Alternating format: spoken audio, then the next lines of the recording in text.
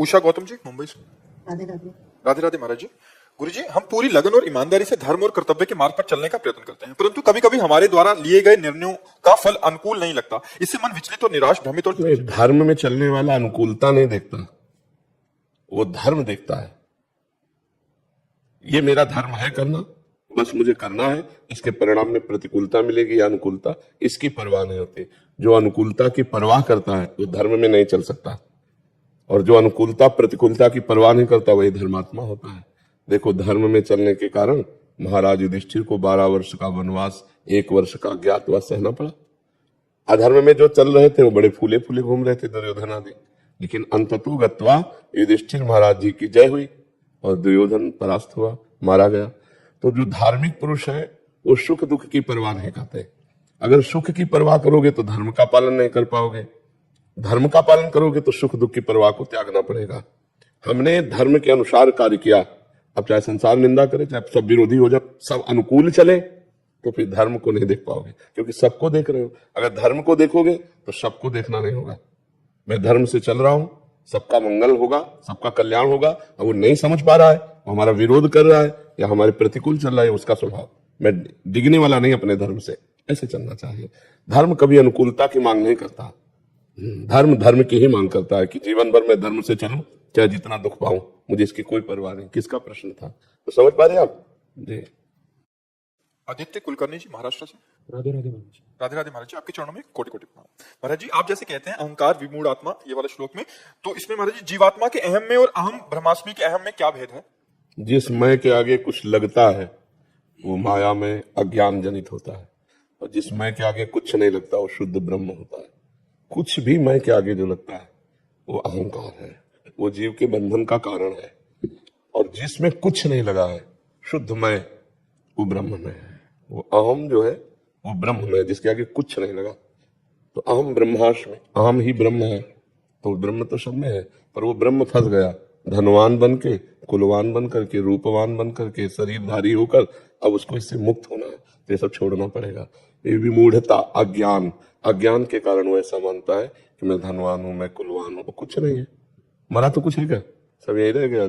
वो ब्रह्म फिर निकल गया, फिर जो उसने कामना की उसके अनुसार फिर उसे नया जन्म मिला, फिर वहां अभिमान कर लिया। ऐसे भटकते भटकते अनंत जन्म व्यतीत हो गए हमारे। अब हमें मानव जन्म फिर मिला है कि हम अपना कल्याण कर लें, अपना मंगल कर लें। तो हमको मैं के आगे जो जो भी है वो सब हटाना, डिलीट करना है। अब जब ये लग जाता है मैं भगवान का भक्त, तो परम पवित्र है, क्योंकि भगवान से जुड़ गया ना। जो माया से जुड़ करके मैं है वो अपवित्र है, जो भगवान से जुड़ करके वो परम पवित्र है। अब भगवान से जुड़कर, जैसे मैं भगवान का दास हूँ, मैं भगवान का सखा हूँ, मैं भगवान का जो भी भाव करता है वो सब पवित्र, जो कि भगवान से जुड़कर। और जो माया से जुड़कर है वो अपवित्र अहंकार है, वो बांधने वाला है, वो त्याज्य है, उसका त्याग करना चाहिए जी। उमेश प्रताप सिंह जी, बस्ती से। राधे राधे। महाराज जी, आपके चरणों में चरण स्पर्श। महाराज जी, अपने इष्ट देव की पहचान कैसे करें? कई देवी देवता हैं, जैसे भगवान राम जी, कृष्ण। पहले गुरु की पहचान करो, पहले गुरुदेव। गुरुदेव जो नाम रूप देते हैं वो हमारा इष्ट होता है। अपने आप से चयन करने से सिद्धि प्राप्त नहीं होती, गुरुदेव प्रदत्त। हमने गुरुदेव का वर्ण किया, उन्होंने हमें राम रूप दिया, श्याम रूप दिया, शिव रूप दिया, जो रूप दिया बस उसी में अपने मन को लगा लेते हैं। इसीलिए गुरुदेव भगवान की महिमा है, बिना गुरुदेव के भवसागर से तरा नहीं जा सकता। चाहे शिव विरंच सम होई, गुरु बिन भव निधि तरे न कोई। तो हम पहले गुरुदेव की खोज करें, और गुरुदेव मिले, फिर हम गुरुदेव जो बतावे नाम, जो रूप, जो लीला, जो उपासना, उसके अनुसार चले, तो हम परिपक्व साधक कहलाएंगे। गुरु प्रदत्त उपासना ही सिद्धि प्रदान करती है। गुरु प्रदत्त इष्ट ही साक्षात्कार की योग्यता प्रदान करता है। गुरु प्रदत्त नाम ही इष्ट का साक्षात्कार करवाता है। इसलिए ध्यान मूलम गुरु मूर्ति, पूजा मूलम गुरु पदम, मंत्र मूलम गुरु वाक्यम, मोक्ष मूलम गुरु कृपा। ये सब गुरुदेव के ऊपर है। नहीं तो आपने गुरुदेव का वर्ण किया। हाँ, तो इसीलिए तो जब तक ब्याह नहीं होता तो लड़की 10-20 फोटो रोज देखती है, पता नहीं कौन दूल्हा इसमें हो। लेकिन ब्याह होने के बाद अगर 10-20 फोटो देखे तो गलत मानी जाएगी कि नहीं मानी जाएगी? तब तक गलत नहीं मानी जाएगी जब तक तो अभी ब्याह नहीं हुआ आपका। ब्याह का मतलब जीवन का पूरा भार अभी गुरुदेव के चरणों में समर्पित नहीं किया, इसलिए निर्णय नहीं हो पा रहा। राम भजूं, कृष्ण भजूं, शिव भजूं, ये तो वहां से निर्णय होगा गुरुदेव से जी। राजेश कुमार जी, चंडीगढ़ से। राधे राधे महाराज जी। महाराज जी, आप कह रहे हैं कि आप निराकार उपासना के पथिक थे, बट आपका सत्संग सुने तो नाम जप में रुचि बढ़ी इनकी। महाराज जी, फंसे कहाँ हो? साकार और निराकार में। नहीं, हम कह रहे हैं फंसे कहाँ हो? आकार में फंसे ना, आकार में तो फंसे हो। तुम निराकार हो भैया, तुम ही निराकार हो।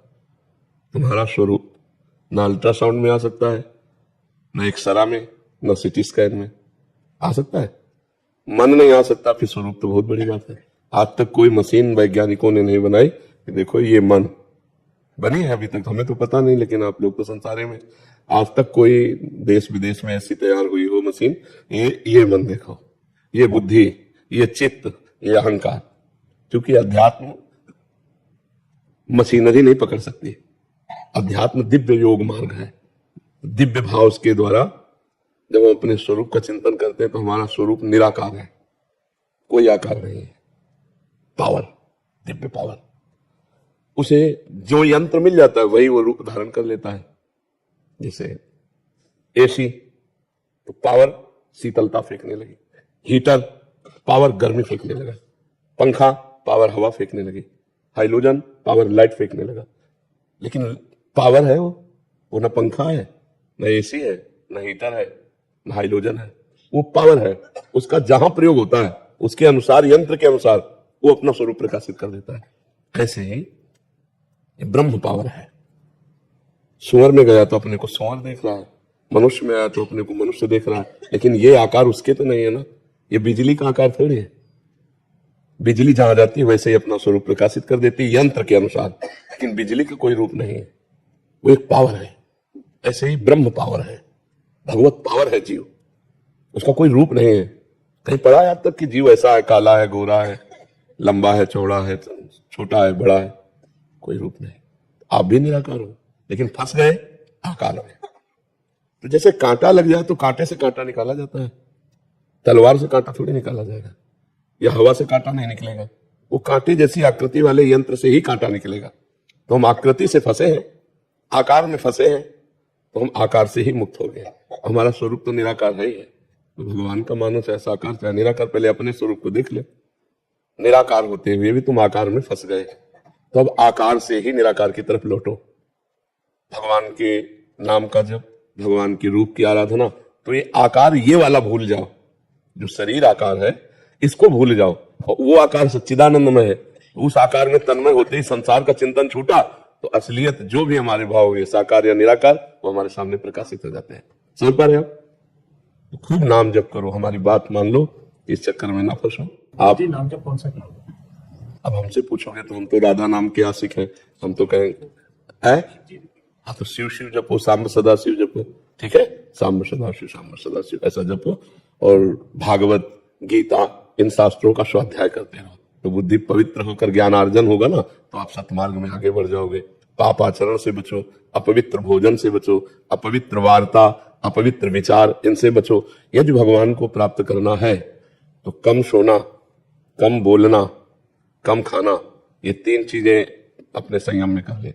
वाणी को संयम में कर ले, कम बोले, मौन आश्रय रखे, जब बोले तो उचित बोले। और नींद 4 घंटे 5 घंटे पर्याप्त समय, सो के बर्बाद न करें। और भोजन 400 ग्राम अन्न में 24 घंटे मनुष्य स्वस्थ होकर जी सकता है। तुम कह रहे 1 किलो खा लो, 24 घंटे में 1 किलो भोजन ले लो। लेकिन ये नहीं कि चिड़िया की तरह चुगते रहो। अब हाथों को चाहे जितना फैला लो, आप 2 रोटी से काम चलाने लगो, आपका अभ्यास 2 रोटी में हो जाएगा। आप 6 रोटी, तो ये थैला है, इसे बढ़ाते चले जाओ चाहे जितना, और समेटते चले। तो भोजन कम, बोलना कम, सोना कम, तो साधना प्रारंभ हो जाएगी। उचित भाषण, पवित्र भोजन, पवित्र विचार, तो परम पवित्र भगवान की प्राप्ति की योग्यता आने लगती है। खूब नाम जप करो। ठीक है। कैप्टन संजीव कुमार सारस्वत जी। जी। महाराज जी, हम वृंदावन से बहुत दूर रहते हैं, हम दुबई में रहते हैं, तो महाराज जी हम लोग भक्ति में कैसे अग्रसर हों, कि हमें क्या करना चाहिए कि हमें वृंदावन में रहकर भी भक्ति नहीं हो सकती यदि भक्ति ना करना चाहो तो। और भक्ति करना चाहो तो लंका में भी विभीषण जी ने भक्ति कर ली। दुबई तो लंका जैसा तो नहीं है, घोर निशाचरी लंका, निश्चर निकर निवासा, यहाँ कहाँ सज्जन करवासा। तो हमें लगता है बहुत से भारतीय दुबई में भी वास करते हैं, और भक्ति के लिए कोई दुबई में प्रतिकूलता नहीं है। लेकिन लंका में तो भक्ति के लिए प्रतिकूलता थी। गर्दन उड़ा दी जाए अगर पता चल जाए रावण को कि भगवान का भक्त है। तो विभीषण जी ने जब वहां भक्ति कर ली, तो इसका मतलब कहीं भी भक्ति की जा सकती है। अच्छा, भक्ति एक हृदय का विषय है, भक्ति हृदय का भाव है। अब आप अंदर बैठे बैठे राधा राधा जप रहे हैं, कौन जाने आपसे, है नहीं। और हृदय से आप व्याकुल हैं भगवान, मैं तो ऐसे देश में रहता हूं जहां आपकी भक्ति का प्रकाश नहीं है। बड़े धन्य भाग हैं जो ब्रज में रहते हैं, जो अवध में रहते हैं, जो काशी में रहते हैं। प्रभु मेरी भक्ति कैसे बनेगी? तो ये दैन्यता और भगवान का स्मरण ये आपको भक्तिवान बना देगा। महाराज जी घर बनाया तो हमने घर का नाम वृंदावन डाला। हाँ ठीक है, बहुत सुंदर है। इन किन प्रकार भगवान की स्मृति हमारे अंदर आनी चाहिए। घर में ठाकुर जी विराजमान क्यों? हाँ, बहुत माता जी भी सेवा करती है। हाँ। और बच्चे वगैरह सब हम लोग इस्कॉन से जुड़े हुए हैं महाराज। हाँ ठीक है, खूब नाम जप करो और राधा कृष्ण की सेवा करो और भगवान के भाव में रहो। सकल भूमि गोपाल की आमे अटक कहा, कोई जगह ऐसी नहीं जहां हमारे भगवान ना हो। हरि व्यापक सर्वत्र समाना, समाना जैसे वृंदावन में है ऐसे दुबई में भी है। हरि व्यापक सर्वत्र समाना, प्रेम ते प्रगट होए में जाना। भगवान शंकर कह रहे हैं यदि प्रेम हृदय में जागृत हो जाए तो दुबई में मुरली मनोहर दिखाई देने लगेंगे। नहीं, वही है भगवान। और प्रेम ना हो तो वृंदावन में भी नहीं दिखाई देंगे। आप जाओ बिहारी जी से आंख लड़ाओ, राधा वल्लभ जी से आंख लड़ाओ, अगर प्रेम नहीं है तो आपको थोड़ा भी सुख नहीं मिलेगा। और प्रेम है तो सोचकर आपको आंसू आने लगेंगे, सोचकर आपका हृदय आनंदित होने लगेगा। तो प्रेम ते प्रगट होए में जाना। और प्रेम प्रगट होता है भजन से, और भजन होता है साधु संग से। भजन न होए संग बिन, भजन बिना नहीं प्रेम, छिनहु भजन न छाड़िए, धरिए याद ध्रुव नेम। ये नियम ले लो कि एक क्षण भी भगवान का नाम नहीं भूलेंगे तो दुबई में रहते हुए भी भगवत प्राप्ति हो जाएगी। ठीक है। और गंदे भोजन का त्याग, हाँ किसी भी तरह, जैसे गंदा भोजन का मतलब होता है आप मांस वगैरह तो खाते ही नहीं होंगे, लेकिन जो मांस खाते हैं उनके संग में हम गए और उन्होंने कहा हम तुम्हें खीर पूरी बना के पकाते हैं, तो उनके वो पात्र जिनमें मांस रांधा गया है अगर उसमें खीर पूरी तो वो हम नहीं पा सकते। प्रभु जी मेरी माता जी इस बारे में मैं नेवी में कैप्टन हूँ, तो मैं अगर यूरोप में भी या पूरी दुनिया में कहीं जाता हूँ तो माता जी मुझे घर का प्रसाद बना के देती है। हाँ ठीक है, पवित्र भोजन पाला चाहिए। ठीक है जी। प्रियंका गर्ग जी गुरुग्राम से। श्री राधे महाराज जी। श्री राधे महाराज जी, आपके चरणों में कोटि कोटि प्रणाम। महाराज जी, ईश्वर की कृपा प्राप्त करने के लिए आसान व प्रभावी तरीका क्या है? नाम जप। भगवान की कृपा प्राप्त करने के लिए मन क्रम वचन छाण चतुराई, तो भजत कृपा करिहे रघुराई। मन और वचन और कर्म से छल कपट छोड़कर यदि भगवान का नाम जप किया जाए तो बहुत जल्दी कृपा हो जाएगा। अच्छा, नाम जप में पैसा भी नहीं लगता, हम 1 रुपए की बात नहीं इसमें नाम जप में करते हैं। नाम जप में नहाने धोने की भी कोई बात नहीं है। जो हो, जहां हो, जैसे हो, जिस स्थिति में हो, बस उसी स्थिति में राधा राधा राधा जपो। इसमें कोई पैसा नहीं, इससे सहज कोई कार्य है, कोई पैसा नहीं लगता, कोई मेहनत नहीं लगती, कोई जान नहीं पाएगा। अब अंदर अंदर हम राधा राधा जप रहे, कौन जान पाएगा? इसी से भगवान की प्रसन्नता होती है। मन वचन कर्म से चतुरता का त्याग करके, छल कपट का त्याग करके यदि हम भगवान का भजन करते हैं तो भगवान हम पर कृपा कर देते हैं। भजत कृपा करिहे रघुराई। गृहस्थ में भी गृहस्थ में भी कभी भी हम नाम जप कर सकते हैं किसी भी परिस्थिति में। भाई देखो, गृहस्थ विरक्ति हमारे जीने का तरीका है, ये हमारे जीने का तरीका। हम कोई गृहस्थ विरक्त थोड़ी है, हम तो भगवान के अंश हैं। हमारे कर्म बन बिगड़ गए तो हम कोई स्त्री बन गए, कोई पुरुष बन गए, कोई गृहस्थ बन गए, कोई विरक्त बन गए, लेकिन है तो भगवान के अंश। तो भगवान का भजन करने में ना गृहस्थ बाधक है न विरक्त साधक है। जो भजन में लगा वही भगवान का साधक है। गृहस्थ होकर यदि नाम जप कर रहा है, अच्छे आचरण कर रहा है तो संत ही है, वो संत लक्षणों से होता है। तो इसमें ये बाधक नहीं कि हम गृहस्थ हैं तो भगवान का नाम कैसे जप सकते हैं। जवान से नाम जपने में क्या गृहस्थी रोकती है? क्या गोपी जन गृहस्थ नहीं थी क्या? और उनसे बड़ा सन्यासी कौन था जो श्री कृष्ण के प्रेम में हर समय मतवाली होकर के घर को लीप रही है, धान कूट रही है, गाय दूह रही है, दही मथ रही है, भगवान श्री कृष्ण के भाव में तन्मय। क्या पावन गृहस्थी है, क्या मंगलमय गृहस्थी है। तो ये गृहस्थ धर्म कोई बाधक थोड़ी है भगवान की प्राप्ति में। बाधक है जब भोगा शक्ति प्रबल बुद्धि है तो भी बाधक है, नहीं तो साधक ही है। निखिल तिवारी जी कानपुर से। दंडवत महाराज जी, श्री हरिवंश। श्री हरिवंश महाराज जी। महाराज जी, आपने हमेशा कहा है कि एक सैनिक और एक संत में कोई अंतर नहीं होता, दोनों ही अपने कर्तव्य पथ पर अड़िग रहकर राष्ट्र और मानवता की सेवा करते हैं। मेरा और मेरे सभी रक्षा क्षेत्र के विद्यार्थी मित्रों ने आपसे विनम्र प्रश्न किया है कि हम अपने भीतर ऐसे कौन से गुण विकसित करें, कौन से आदर्श अपनाएं जिससे एक उत्कृष्ट और कर्तव्यनिष्ठ सैन्य अधिकारी बन सकें। कृपया हमें दिव्य ज्ञान। देखो, जब तक हम अध्यात्म में नहीं होते तब तक हमारी स्वार्थ बुद्धि नष्ट नहीं होती, और स्वार्थ बुद्धि कभी दिव्य नहीं होने देती। स्वार्थ बुद्धि नीचे पतन की ओर ले जाती है। जब परहित भावना जागृत हो जाती है तब हमारे अंदर दिव्यता आने लगती है। हमारे अंदर जो विशेष शक्ति जागृत होती है वो दूसरों के हित की भावना से जागृत होती है, और दूसरों के हित की भावना अध्यात्म से आती है, और अध्यात्म भगवान के नाम जप और सत्संग से जागृत होता है। यदि हम नाम जप करें, चाहे जहां हो चाहे जैसे हो, और सत्संग सुने, तो मानो आपको रोज सत्संग में जाने का सौभाग्य प्राप्त नहीं है। आप अपनी ड्यूटी पे, अपने कार्य प्रणाली पे, तो मोबाइल से तो सुन सकते हैं। अगर आप रोज सत्संग सुनते हैं और रोज नाम जप करते हैं तो आप अध्यात्म को जागृत कर रहे हैं। तो आप पराई स्त्री से संभोग नहीं करते, आप मदिरा नहीं पीते, आप मांस नहीं खाते, तो अध्यात्म का जो अंकुर है वो वृक्ष बनने के लिए सहायता है आपकी है। जैसे वृक्ष बनाना हो ना तो बाड़ लगाई जाती है कि कोई बकरी आदि चुन न जाए और उसकी सिंचाई की जाती है। तो जो अध्यात्म का अंकुरण होता है वो सत्संग और नाम जप से होता है।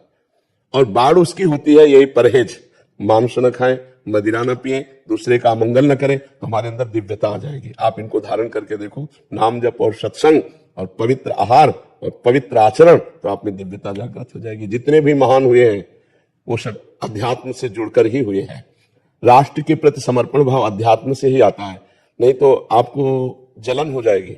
जैसे आपका ममत्व परिवार में अधिक है, होता है, सबका होता है, कई महीने से छुट्टी नहीं मिली, अधिकारी से प्रार्थना करते हैं, वो आपका अस्वीकार कर देता है, तो हमें लगता है अध्यात्मवान बनने से धैर्यवान बन, चलो इस बार हमारी रिक्वेस्ट नहीं मानी, अगली बार मान लेंगे, अगली बार गए तो कभी तो छुट्टी मिलेगी ही, परिवार जाएंगे। तो ये बुद्धि जो हमारी है ये शुद्ध हो जाए तो ये दिव्य हो जाए, और बुद्धि अपवित्र है तो सब बेकार हो गया। अब जैसे राष्ट्र के प्रति प्रिय भाव आ गया, धर्म भाव आ गया, तो आप कभी रुपया लेकर के गद्दारी नहीं करेंगे अपने राष्ट्र के प्रति, आप कभी धोखा नहीं हमारे राष्ट्र को देंगे। लेकिन अगर आपकी बुद्धि आध्यात्मिक नहीं है तो आपको कोई करोड़ 2 करोड़ दे रहा है तो आपको लगेगा ना। तो परहित की भावना ये अध्यात्म से जागृत होती है, और अध्यात्म नाम जप और सत्संग से, और सत्संग और नाम जप हमारा बराबर चलता रहे, इसलिए हमारे पराई स्त्री का संभोग, मदिरापान और मांस भक्षण इनका त्याग कर देना चाहिए। महाराज जी एक संशय, महाराज जी मेरे मित्र ब्रह्मधारी ये भी आने वाले समय में पहुंच ज्वाइन करने वाले हैं। मैम महाराज जी कई कई जगह ऐसी पोस्टिंग होती है जहाँ पे ना चाहते हुए भी आपके मुख से हमने सुना है कि अगर कभी किसी इंसान ने अगर शराब की एक बूंद भी जबान में लगा दी तो उसका ब्रह्मत्व का नाश नाश हो जाता है। लेकिन महाराज जी कभी ऐसी जगह कहीं पे पोस्टिंग है जहाँ पे तामसिक आहार या जैसे सियाचिन ग्लेशियर में वहाँ पे अगर गलती से भी अगर कभी ऐसा कुछ करने को रहा तो फिर उसके लिए जरूरी है कि वो करे? नहीं महाराज जी, ऐसा होता है तो संशय था। नहीं, उसको ना करे। भगवान में बहुत बल है बच्चा, हर गर्मी सर्दी बरसात सब कुछ सहने। क्या ऐसे महात्मा नहीं जो हिमालय में है? क्या वो शराब पीते हैं? क्या वो मांस खाते हैं? अब विचार करो, कई कई दिन भूखे रहकर भी बर्फ में बैठकर साधना करते हैं। तो वही तो आप भी हो ना, आप राष्ट्र के लिए साधना कर रहे हो, भगवान के लिए साधना कर रहे हैं, तो आप राष्ट्र और भगवान दोनों को लेकर चल रहे हैं। तो मुझे लगता है यदि आप निष्ठावान हैं तो नहीं पीना चाहिए। आपको गर्मी भगवान देंगे, आंतरिक गर्मी भगवान देंगे, हर बात सहने की सामर्थ्य भगवान दे देते हैं। जरूरी थोड़ी है कि अशुद्ध पदार्थ पीने से ही आपका शरीर रक्षण होगा, नहीं है। ऐसे भी बहुत से आर्मी में हमारी जानकारी में लोग हैं जिन्होंने पूरा जीवन आर्मी में दे दिया लेकिन एक बूंद शराब नहीं पी। तो क्या वो लोग ऐसी जगह तैनात नहीं हुए? क्या तैनात जरूर हुए होंगे, लेकिन वो निष्ठावान है। से महाराज जी वेजिटेरियन रहते हैं जो मतलब शराब आदि का सेवन नहीं करते और वहाँ हाँ, तो हमें लगता है कि ऐसी निष्ठा रखनी चाहिए, क्योंकि अगर हम जरा भी छूट दे दिए तो हजारों लोग भ्रष्ट हो जाएंगे। तो हमें लगता है कि ना को ही पकड़े रहे। 4 दिन की जीवन है यार, राष्ट्र के लिए समर्पित जीवन, भगवान को समर्पित जीवन, उज्जवल भविष्य, उज्जवल जीवन, काहे को गंदा करें? भाई राष्ट्र तो सब व्यवस्था आपकी करेंगे, लेकिन नहीं, आप धर्मात्मा है और राष्ट्र सेवक है तो आपको नहीं खाना चाहिए, क्योंकि और भी सुविधा है ना, बिना उसके भी तो जिया जा सकता है। और शक्ति आती है धर्म में, शक्ति धर्म में आती है। कितनी बड़ी शक्ति हमारे देशवासियों में, जय हिंद बोलकर फांसी के फंदे पर झूम गए, नहीं झूम गए?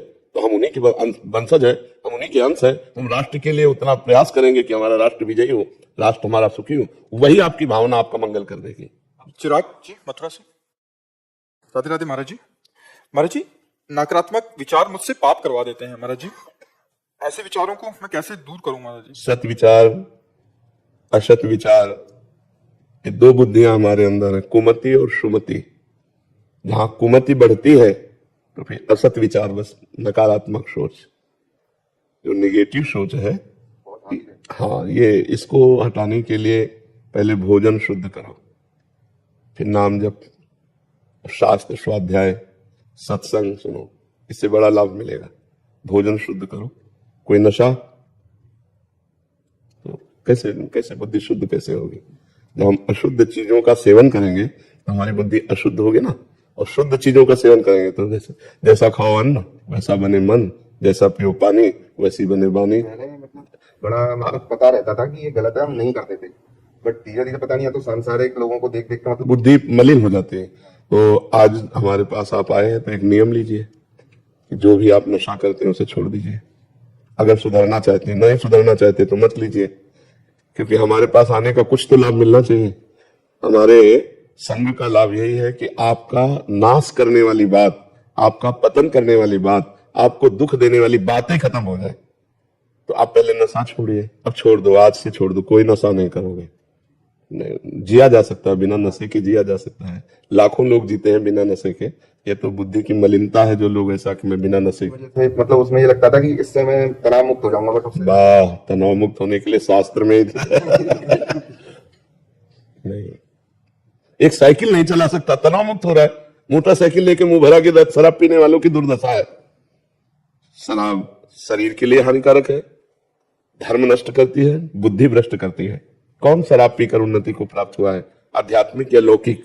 विचार करके देखिए। ज्यादा पी लो तो पड़े पड़े लगो, शंका करो कहीं नाली में पड़े हो, कहां पड़े हो, कोई होश नहीं। तनाव मुक्त होना है तो राधा नाम का ध्यान कीजिए, तनाव मुक्त हो जाएंगे। जन्म जन्म का तनाव नष्ट हो जाएगा। पहले व्यसन छोड़िए। और भोजन शुद्ध, भोजन में क्या शुद्ध है? बाजार का बहुत खाता हूँ, अब घर का शुरू कर। हाँ, भोजन शुद्ध कीजिए, तभी निगेटिव बुद्धि को हम कंट्रोल कर पाएंगे।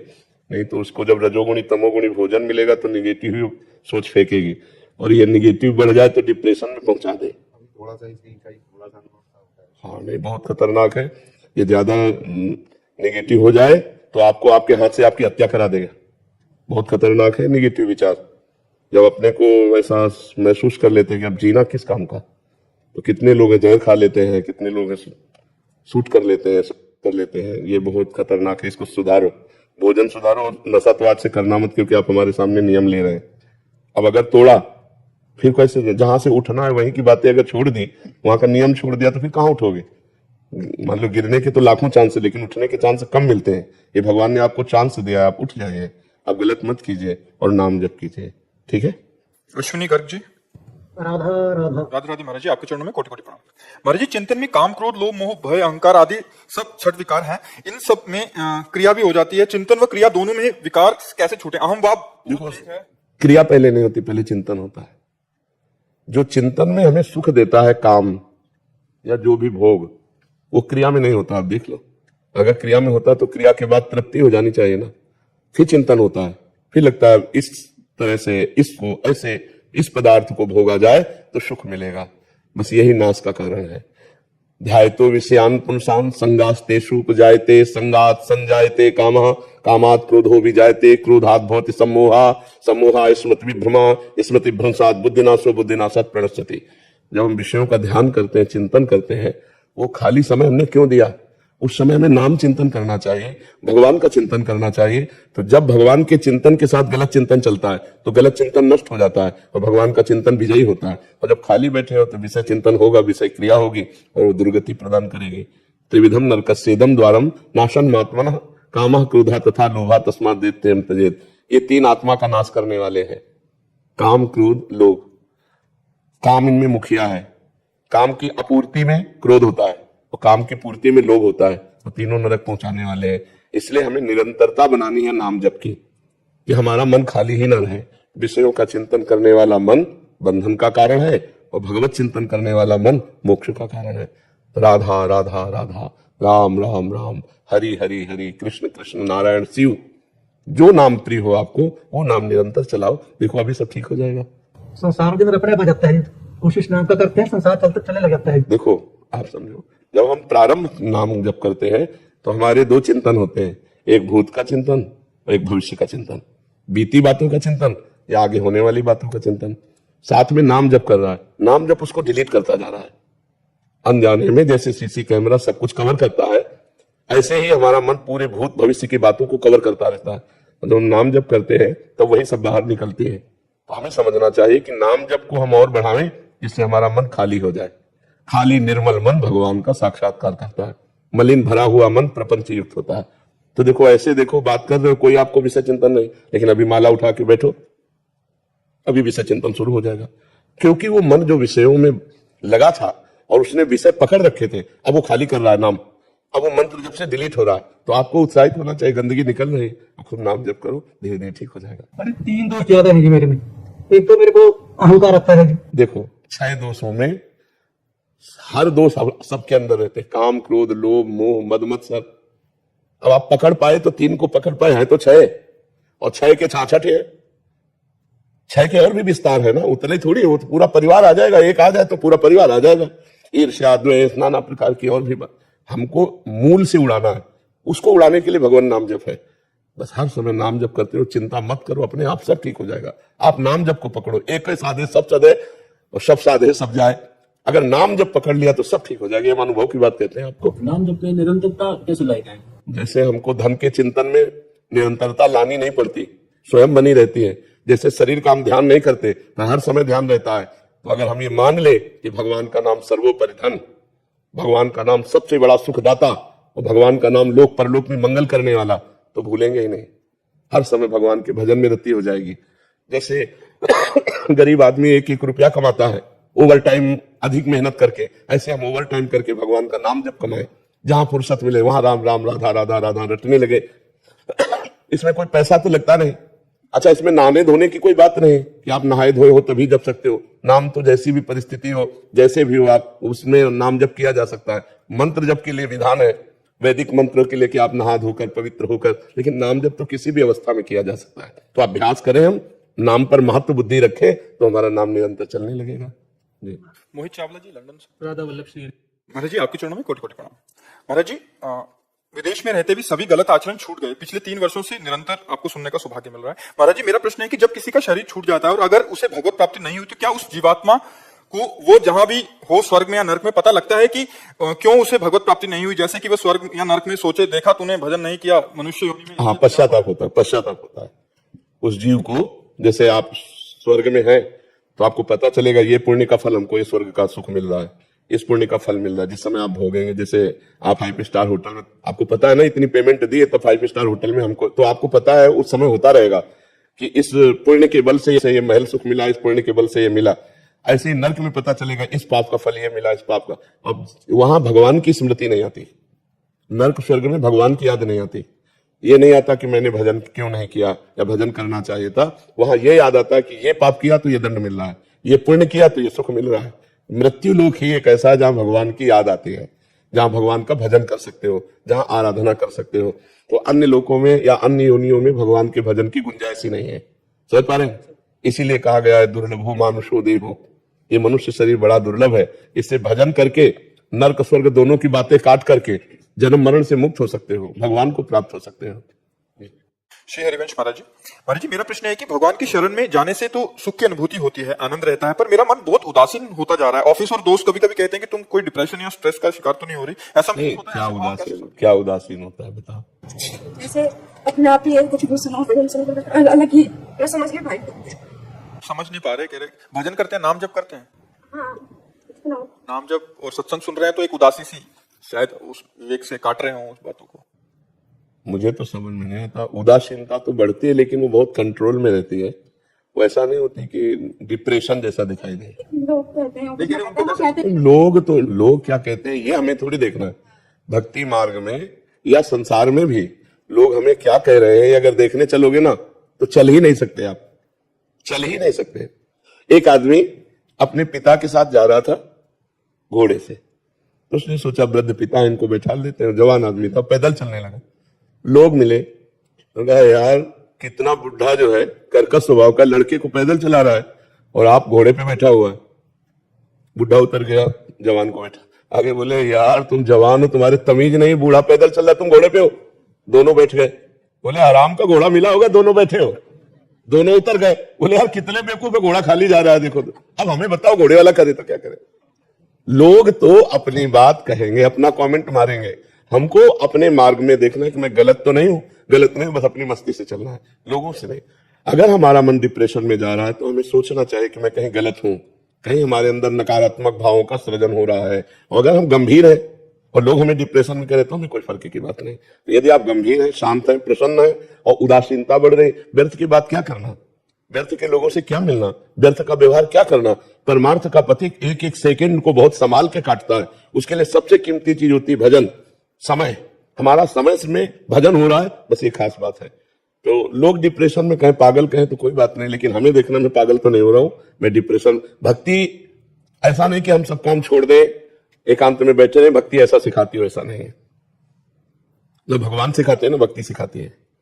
अर्जुन जी कह रहे हैं मैं सब छोड़ करके संन्यास लेकर भिक्षा मांगकर भजन करूंगा, युद्ध नहीं करूंगा। भगवान ने पूरी गीता इसीलिए सुनाई कि तुम्हें युद्ध करना है। अपने कर्तव्य का पालन करते हुए भगवान का स्मरण करना सिखाती है भक्ति। हम किसी की बहन है, किसी की पत्नी है, किसी की माँ है, किसी की बेटी है, जो भी जैसे संबंध, उन संबंधों का बढ़िया पालन करना भक्ति सिखाती है। क्योंकि ऐसे हम माँ समझ के प्यार करते हैं, और जब भक्ति करते हैं तो माँ में भगवान देखकर प्यार करते हैं, तो और गाढ़ प्रेम होता है। तो भक्ति का मतलब थोड़ी कि अपने कर्तव्यों को छोड़ दिया, पागल बना बैठा है। तो इसको समझना होगा कि हमको अपना व्यवहार भी बहुत आनंद में रखना है। वो मिल के व्यक्ति तुमसे जाए तो उसको लगे यार किसी से मिला हूं। तो ये भगवान की भक्ति का है कि ऐसे व्यक्ति जो भगवान का भजन करते हैं उनसे बात करने पर भी आनंद आता है। ऐसा ना आना चाहिए कि उसको लगे कि बहुत बुझे हुए आदमी से बात करके एक क्षोभ हो, ऐसा। हाँ, आप कैसे पानी लेंगे, आप मधुर वचन, बहुत संयम पूर्वक व्यवहार, तो एक अच्छा बर्ताव भक्ति सिखाती है। भक्ति ऐसा नहीं, अगर भक्ति ऐसा सिखाती तो चक्रवर्ती सम्राट महाराज अम्बरीश इतने बड़े महाभागवत कैसे राजकारण, न ज्ञान सिखाता है। देखो जनक जी महाराज ज्ञानियों के गुरु है, भक्ति में सर्वश्रेष्ठ कितने राजा महाराजा हुए। तो हमें चाहिए कि अपनी भक्ति को संभालें। हम कहीं हम कोई निगेटिव रचना तो हमारे अंदर नहीं रच रही है जो भक्ति की आड़ में हमको कमजोर कर रही हो। नहीं तो भक्ति बहुत प्रसन्न मुद्रा, आनंद में। हाँ, संसारिकता अच्छी नहीं लगती, जिनमें गंदे बच्चे बातें करते हैं वो अच्छा नहीं लगता, गंदा भोजन अच्छा नहीं लगता, गंदा व्यवहार अच्छा नहीं लगता। लेकिन ये नहीं कि वो किसी से बात ही नहीं करता या किसी से व्यवहार ही नहीं कर सकता, ऐसा नहीं है। हाँ, एक दशा आती है जो शरीर शुद्ध ही रहे। अब जैसे भाई जी से हनुमान प्रसाद पोद्दार जी संपादन के लिए बैठे, प्रिया प्रीतम में डूब गए तो 20 घंटे ऐसे बैठे, 20-20 घंटे हाथ में कलम है और ध्यान में प्रिया प्रीतम शुद्ध ही नहीं, वो बात अलग है। वो एक स्थिति होती है, अपने लोगों की ऐसी स्थिति थोड़ी है। यदि हमारा गरीबों का सहयोग करना, बीमार पुरुषों को दवा देना, भूखों को भोजन देना ये चालू रहा तो इसको सपोर्ट मिलता रहेगा। अगर शराब पीना, मदिरा के साथ मांस खाना, व्यभिचार करना, तो ये चांदनी है, अंधेरी रात भी होती है। तो हमको ये सावधान रहना है कि सुख के समय में हमको इतना अपना पुण्य कमा लेना है कि दुख का समय देखना ही ना पड़े। और जो मूढ़ होता है, अज्ञानी होता है, वो सुख के समय का भोग कर लेता है, मनमानी आचरण, मनमानी पार्टीबाजी, और इसके बाद धन का दुरुपयोग करके, पुण्य का नाश करके वो फिर वहीं पहुंच जाता है जहां से भगवान ने उसे उठाया था, वो फिर गिर जाता है। इसलिए आप सबसे प्रार्थना है, अपने समय का सदुपयोग कीजिए, अपने धन का सदुपयोग कीजिए, और अपने जो सम्मान है उसकी रक्षा के लिए हमको दूसरों को सम्मान देना सीखना चाहिए। अगर आप हमारी बात को समझ पाए कि जो अर्थ आता है उस अर्थ में से कुछ हिस्सा जबरदस्ती निकालकर किसी ऐसे अस्पताल में जहां गरीबों को दवा दी जाती हो, किसी ऐसे भोजनालय में जहां गरीबों को भोजन दिया जाता हो, कुछ ऐसे पशु सेवा वालों में जहां असमर्थ पशुओं की चिकित्सा और भोजन दिया जाता हो, वहां जरूर सहयोग कीजिए, क्योंकि उससे आपका पुण्य आपको सपोर्ट देगा। अगर आप उसे अपनी शोबाजी में ही केवल खर्चा कर दिए तो आपका पुण्य क्षीण हो रहा है। उसी पुण्य बल से, आप कोई तपस्या थोड़ी की है, ये पुण्य बल से मिला है। तो पुण्य बल हमारा और बढ़ना चाहिए। अगर पुण्य बल बढ़ेगा तो ये सपोर्ट बढ़ता चला जाएगा, अर्थ का, व्यवहार का, समाज का। जैसे कोई पुण्य है पूर्व का, पुण्य पुंज बिन मिले ही न संता, वो पूर्व का पुण्य जो है वो ये प्यार दिला रहा है, तो उसे और बड़ा करो। पूर्व के पुण्य के साथ वर्तमान का दान पुण्य इतना जुड़ जाए कि आपका जीवन मंगल में, सुख में, आनंद में व्यतीत हो। और साथ में नाम जप जरूर कीजिएगा। नाम जप करते हैं? हाँ, नाम जप कीजिएगा। और हमारी प्रार्थना, कोई गंदा नशा नहीं होना चाहिए। अगर हमारी बात मानो, जैसे मदिरा पीना है, मांस खाना है, पराई स्त्री से व्यभिचार करना है, इन बातों से बच जाना। नहीं, ये 4 दिन की चांदनी तुम्हें बता रहे हैं, बड़े बड़े सम्राटों के महल। हाँ, बहुत बहुत सावधानी से। अच्छा समय आया है, इसका सदुपयोग कर लो, इससे जगत मंगल कर लो, इतनी कमाई कर लो कि गिरना ना पड़े। पुण्य की कमाई, बैंक बैलेंस तो यही रह जाएगा। जो पुण्य कर लिया, जो अच्छा काम कर लिया, जो परहित कर लिया, जो नाम जप लिया, वो आपका साथ देगा लोक और परलोक में सर्वत्र। कोई रिश्ता खास होगा मेरा बाबा तुझसे, कोई रिश्ता खास होगा मेरा राधा तुझसे, तभी जुड़ा है सावरे मेरा नाता तुझसे हो। हाँ, कोई रिश्ता खास होगा मेरा बाबा तुझसे, मेरा ठाकुर जी तुझसे, मेरा राधा तुझसे। जय श्री राधे। गुरु जी प्रणाम। मैं मुक्केबाज doctor Vijender Singh, Olympic medallist. मेरी फैमिली आई है। अच्छा।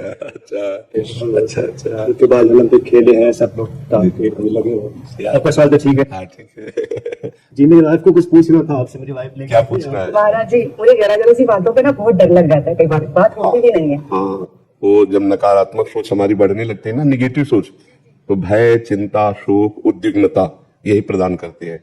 इसी को नष्ट करने के लिए हम कहते हैं राधा राधा जप लिया करो। अगर आप भी राधा राधा जपेंगे तो आप खुद देखेंगे कि आपकी सोच में परिवर्तन हुआ, क्योंकि सच्चिदानंद में राधा नाम अपना प्रभाव दिखाता है। जैसे हमारी दोनों किडनी खराब है, लेकिन हमारे अंदर नकारात्मक सोच नहीं है, इसलिए मैं प्रसन्न रहता हूँ और स्वस्थ जैसा रहता हूँ। अगर अभी नकारात्मक सोच आ जाए, अभी हम परेशान हो जाए, तो ये राधा नाम ही हमको स्वस्थ रखे, राधा नाम ही हमें नकारात्मक सोच से, भय से बचाए। कितनी व्यवस्थाएं लगती है एक इस रोग में, कैसी कैसी परेशानियां होती है। अगर उनका हमारा चिंतन होने लगे तो मरे से हो जाए, लेकिन एक सेकंड भी उसका चिंतन नहीं होने देते। राधा राधा राधा, तो दसों दिशाएं आनंद में नजर आते हैं। अच्छा, आपको ऐसा नजर आता है कि मैं बीमार हूं, मैं एक स्वस्थ पुरुष जैसा लगता हूं? नहीं लगता हूं, क्योंकि राधा नाम है हमारे पास। राधा नाम वही मैं आपको देता हूँ, राधा राधा थोड़ी देर जब। संजीव मुखर्जी, शेरगंज, राधे राधे महाराज। IIT धनबाद से। महाराज जी, कृपया मुझे बताइए कि मैं कैसे कम बोलूं, अधिक सुनूं, बोलते समय नरम रहूं, दूसरों को अपनी बात रखने का मौका दूं, फिर संक्षेप में और समझदारी से बात करूं। नाम जब करूं तो बोलने का मन ही नहीं होगा, कम बोलने की तो बात जाने दो। जैसे अब उसी को देख रहे हैं, उसी को सुन रहे हैं, अब इससे बढ़िया काम क्या है?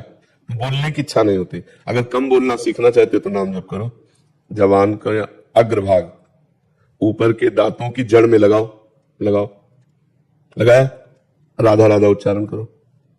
कर रहे हो, थोड़ी देर करने के बाद देखना आपके बोलने की इच्छा नहीं होगी। ये स्थिति होती है। और चल रहा है राधा नाम दिमाग में, अब कोई सामने बात करने आएगा तो आपको बुरा लगेगा, यार नाम छूटेगा। जबान जब तक हमारी तालू से हटेगी नहीं तब तक बोल नहीं सकती। अब वो लग करके वहां नाम का स्वाद ले रहे हैं। कुछ दिन अभ्यास करो, देखो, और जब चतुराई आ जाएगी सही माने में, तो आप सामने वाले को बोलने देंगे और आप नाम धन कमाएंगे। कि हम अधिक ना बोल करके नाम जप लेते हैं, उसको बोलने देते हैं, हाँ हाँ अच्छा अच्छा, अब फिर शुरू अपना नाम जप। चतुर वही रामय भजय थे चतुर नर, जो भगवान का भजन करते हैं वो चतुर नर होते हैं। जो अपने समय को व्यर्थ नष्ट करते हैं मूर्ख लोग होते हैं। समय बड़ा कीमती है। देखो, इतना समय कीमती है कि 50 वर्ष की कमाई हुई संपत्ति से 5 सेकेंड जीवन के नहीं खरीद सकते आप। मान लो आपका अंतिम समय हो और आप कह दे कि मैं 50 वर्ष की कमाई हुई संपत्ति देता हूं, 5 श्वासें और बढ़ा दी जाए। ऐसी कीमती श्वासों को भगवान के भजन में न लगाकर व्यर्थ के चिंतन में, व्यर्थ के भाषण में, व्यर्थ की क्रियाओं में लगाया, कितने अफसोस की बात है। पर लोग इस बात का चिंतन नहीं करते। कुछ लोग तो समय काटने के लिए परेशान है, ये समय कटे कैसे, टीवी चला दो, प्रपंच की बातें करो, चलो उसके पास बैठ जाते हैं। और संत जन परेशान है कि समय नहीं मिलता। भजन साधन ऐसा लगता है कि सोने वाला चक्कर ही खत्म हो जाए, कि नींद ना आवे, रात दिन केवल भगवान का भजन करो, उन्हीं के चरित्र सुनो, उन्हीं के लिए नाचूं गाऊं रो, तो भगवान का नाम जप करो तो बोलने का अभ्यास कम हो जाएगा। और जब कोई बोले तो दांत पीस कर ऐसे नाम में लगो, मन कह रहा बात उत्तर दो, नहीं ज्यादा उसको बोलने दो, जरूरी है तो बस हाँ ना 2 शब्द बोल दो, चुपचाप अपने भजन में लगे। जी धन्यवाद।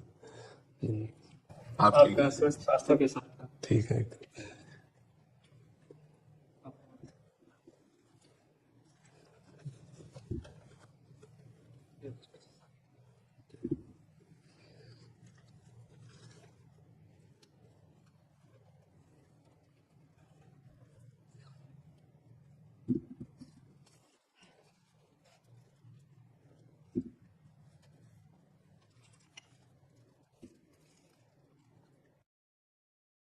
गुरुदेव के हाथों के द्वारा लिखा हुआ नवकार महामंत्र है।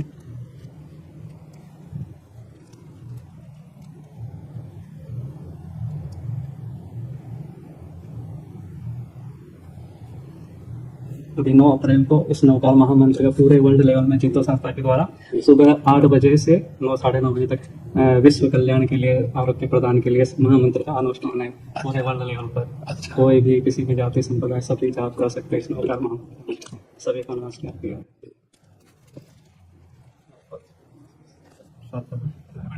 और एक कविता लिख कर लाए, आपको सुनाना चाहता हूँ। प्रेम है प्रभु का वरदान, प्रेम में समाया भगवान, प्रेम में होता नहीं विकार, प्रेम से झुक जाता संसार, आकर्षित करता है सबको चुंबक के समजान, चुंबक के समजान। कंचन के सम प्रेम होता वासन कांच समान, वासन कांच समान। दंड देने का उसे अधिकार, जिसके भीतर निर्मल प्यार, जिसकी होती नहीं कभी हार, प्रेम से झुक जाता संसार। प्रेम नहीं है जिसमें वो है केवल चित्राकार, केवल चित्राकार। प्राणी मात्र से प्रेम करे वो, जिसमें नहीं अहंकार, जिसमें नहीं अहंकार। नफरत करवाती तकरार, प्यार क्षमा के लाए बहार। प्यार आत्म से हो हर बार, प्रेम से झुक जाता संसार। धर्म जाति नहीं प्रेम की होती, प्रेम है दिव्य मोती, प्रेम है दिव्य मोती। प्रेम बिना सब सूना जैसे बिन बाती के ज्योति, बिन बाती के ज्योति। प्रेम से सुधरे सब व्यवहार, प्रेम से बढ़ता भाईचार। प्रेम ही संयम का है सार, प्रेम से झुक जाता संसार। बहुत सुंदर। बहुत बड़ी कृपा कराई आपके आपका स्वास्थ्य सब स्वस्थ रहे, इसी बात आप पद ही भ्रमण करते हैं, गोरखपुर से चलते हुए जयपुर में जाते हैं। बस आंतरिक चिंतन ही संत का संतत्व है। हमारा किसी भी संप्रदाय का कोई संत हो, सबका उद्देश्य है संसार शरीर का चिंतन त्यागना और परमात्मा चिंतन में तन्मय रहना। अब उस परमात्मा को साकार, निराकार, शिव, राम, हरि, कृष्ण, महावीर, जो भी हम नाम दें, वो एक तत्व है और उसी में हमें रमण करना है। हमको ये देखना है कि शरीर कहीं भी कैसी भी परिस्थिति में रहे, सुख में या दुख में, मान या अपमान में, हमारा चित्त परमात्मा में रहे, हमारा चिंतन भगवान में रहे। कहीं हमारा चिंतन विषय न बन जाए। बस इतना खतरनाक खेल है विषय चिंतन कि जो क्रिया खतरनाक नहीं है। क्रिया शरीर से होती है, लेकिन चिंतन अंतःकरण से होता है। अंतःकरण को हमें संभालना है तो शरीर अपने आप संभला रहेगा। तो बस हर समय अपने आराध्य देव गुरुदेव के द्वारा जो मिला हुआ चिंतन है उसी में डूबते रहें। एक एक कदम उसी चिंतन में तन्मय होकर चलते हैं तो हमारा जीवन परम उज्जवल हो जाता है। चिंतन ही सदगति है और चिंतन ही दुर्गति है। असत चिंतन भोगों का चिंतन दुर्गति है, सत चिंतन भगवान का चिंतन यही सदगति है। शास्त्रों में लिखा है मना एवं मनुष्याणाम कारणम बंधो मोक्ष। मनुष्य के बंध का कारण है वही मोक्ष का कारण।